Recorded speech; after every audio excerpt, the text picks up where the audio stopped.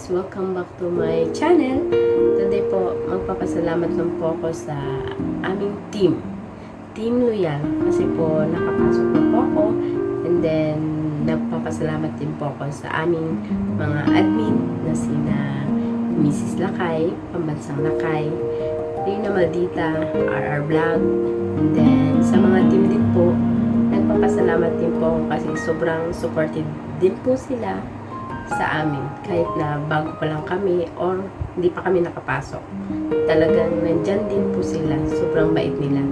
At especially po kay Manong Imong. Si Manong Imong po ay isa po siyang sabi sa akin na pasok daw ako sa Team Loyal.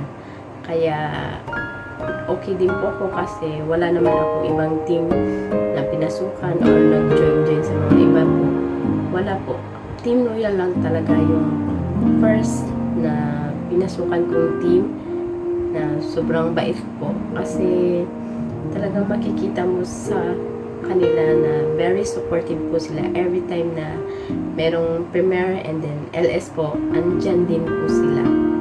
Kaya nagpapasalamat po ako kay Manong Imong na lagi din siyang nandyan sa akin na lagi po ako niyang tinuturuan at sinasabihan na Lani, punta tayo doon sa kay LS na.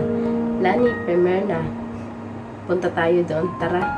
Yun, lagi siyang message po sa akin every time na may LS at premiere. Thank you Manong Imong. And then sa mga team naman po, sina Ate Maris, Chara Monterde, magkapatid po yan, dalawa. At si Joy 2TV, at saka si Manyaman Kaabi, and then si Sakay T Heart Views, NY Crazy Capture Vlog, and then kay Efren Ocolars Vlog, Manaytina Vlogs, Manay Josephine Vlogs, Dragonfire Boy, Princess Unicorn. Sila po yung mga team namin sa Team Loyal. Maraming salamat po. Ay, nakalimutan ko pa pala si Randy. Yung isa ko pa po palang kasama na sinabi ko po kay Manong Imong na ipasok din, si Randy Galvi. Siya po yung kasama ko at same place lang po kami, Iloilo. Maraming salamat po, Team Loyal, sa pag-support din po sa akin kahit na maliit pa po yung bahay ko at talagang tinutulungan nyo rin po ako.